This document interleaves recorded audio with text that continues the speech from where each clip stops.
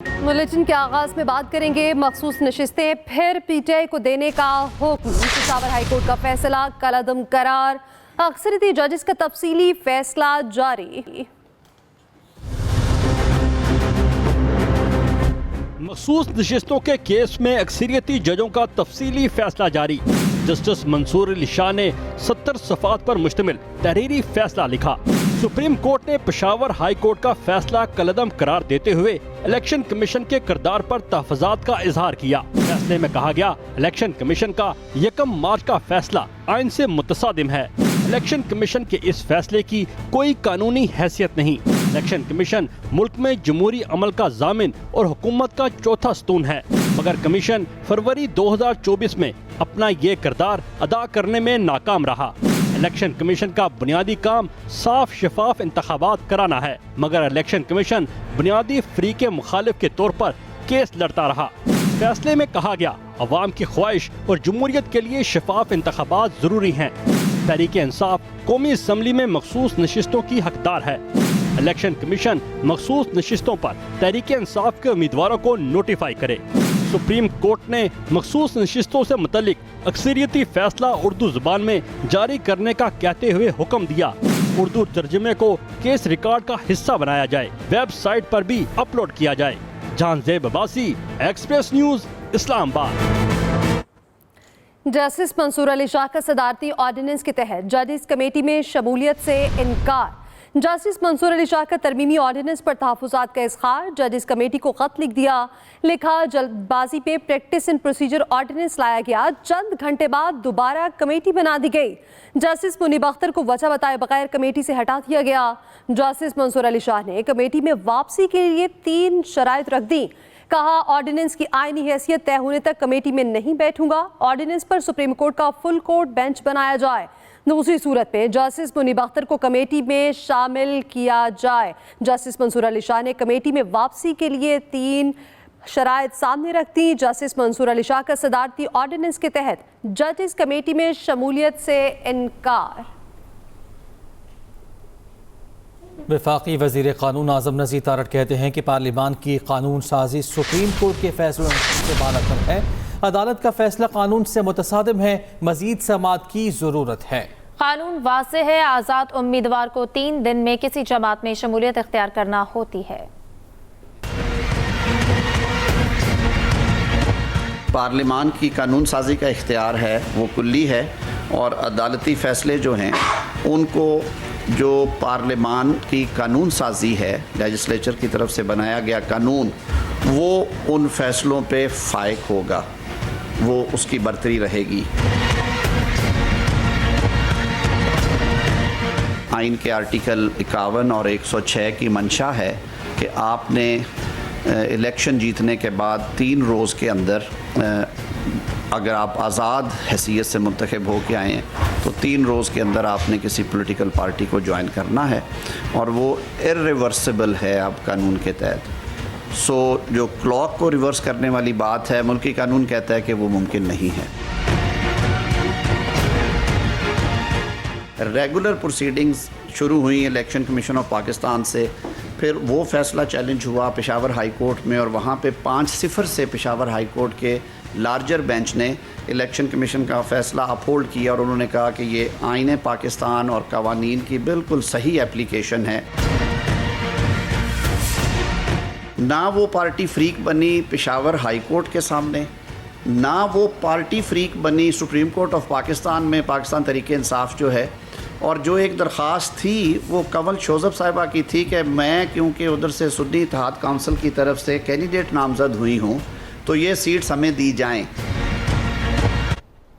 Chairman PTI barrister Gauhar कहते हैं कि सुप्रीम कोर्ट ने इलेक्शन कमीशन के किरदार पर सवाल उठाया। इलेक्शन कमीशन अपनी आज़ाद हैसियत पर समझौता कर चुकी। इलेक्शन कमीशन फौरी तौर पर हमारे 38 उम्मीदवारों को नोटिफाई करे। सुप्रीम कोर्ट ने इलेक्शन कमीशन के बारे में जो ऑब्जर्वेशन दी है, ये वही ऑब्जर्वेशन है जिसका हम बारहा जिक्र करते रहे हैं। हमने यही कहा है कि इलेक्शन कमीशन किसी के कहने पे हुकूमत का अलाकार बन के अपने आज़ाद और आईनी हैसियत कंप्रोमाइज कर बैठी है। सुप्रीम कोर्ट ने डिटेल रीजन दी है آپ کے کردار پہ، آپ کے عمل پہ انہوں نے ایک سوالیہ نشان اٹھایا ہے. اس لیے ہم بھرپور مطالبہ کرتے الیکشن کمیشن سے کہ فی الفور ہمارے 38 ہمارے باقی ماندہ M&A کے فی الفور نوٹیفیکیشن کیا جائے.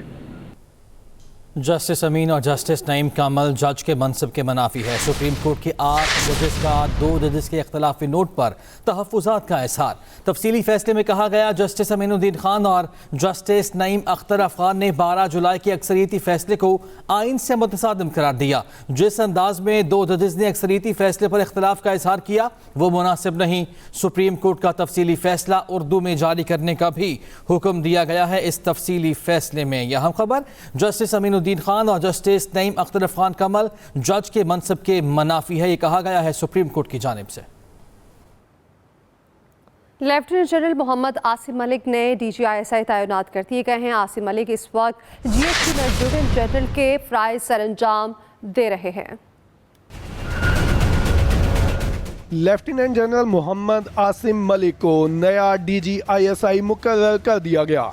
30 ستمبر کو اپنی ذمہ داری سنبھالیں گے. لیفٹیننٹ جنرل عاصم اس وقت GHQ میں ایڈجوٹنٹ جنرل کے فرائض سر انجام دے رہے ہیں. لیفٹیننٹ جنرل عاصم ملک اس سے پہلے بلوچستان میں انفینٹری ڈویژن اور وزیرستان میں انفینٹری بریگیڈ کمانڈ کر چکے ہیں. وہ اپنے کورس میں اعزازی شمشیر بھی حاصل کر چکے ہیں. اس کے علاوہ وہ چیف انسٹرکٹر NDU اور instructor command and staff college Quetta بھی تعینات رہ چکے ہیں. لیفٹیننٹ جنرل عاصم فورٹ لیونورتھ اور Royal college of defence studies کے گریجویٹ بھی ہیں. اس سے پہلے ملٹری آپریشنز ڈائریکٹوریٹ میں بھی فرائض سر انجام دے چکے ہیں. لیفٹیننٹ جنرل محمد عاصم ملک کے والد GM ملک کور کمانڈر راولپنڈی رہ چکے ہیں. خالد محمود, ایکسپریس نیوز, اسلام آباد. سلمان بن Abdul Aziz, His Royal Highness Prince Mohammed bin Salman, Crown Prince and Prime Minister, as well as the brotherly people of the Kingdom of Saudi Arabia on the joyous occasion of the 94th National Day of the Kingdom of Saudi Arabia.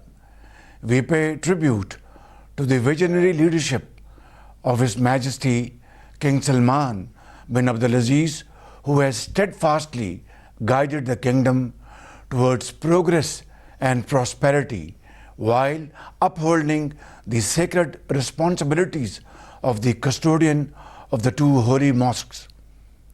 We also highly commend the sagacious and far-sighted vision of His Royal Highness Crown Prince Mohammed bin Salman, whose initiatives have positioned Saudi Arabia as a beacon of modernity, innovation and economic growth. The Kingdom of Saudi Arabia, with its Vision 2030 and the theme "We Dream, We Achieve," under the dynamic leadership of His Majesty King Salman bin Abdulaziz and His Royal Highness Mohammed bin Salman, Crown Prince and Prime Minister of Saudi Arabia, is assuming a global leadership role. The kingdom is making remarkable strides in ease of doing business, surpassing the world's largest economies, embracing modern techniques. It is in fact amongst the countries that are leading in science, technology, innovation and enterprise. As leader of the Muslim world, Saudi Arabia has consistently championed the cause of justice, equality and peace. Its efforts to promote interfaith dialogue, understanding and cooperation through various international forums have been exemplary. Pakistan and Saudi Arabia enjoy a relationship characterized by mutual respect, cooperation, shared values and enduring friendship that have stood the test of times through all these years. This relation is unique and goes beyond common interstate interaction, as both countries have consistently supported each other in times of need, standing in solidarity during natural disasters and crisis, reflecting the depth of the fraternal bond that exists between the two countries.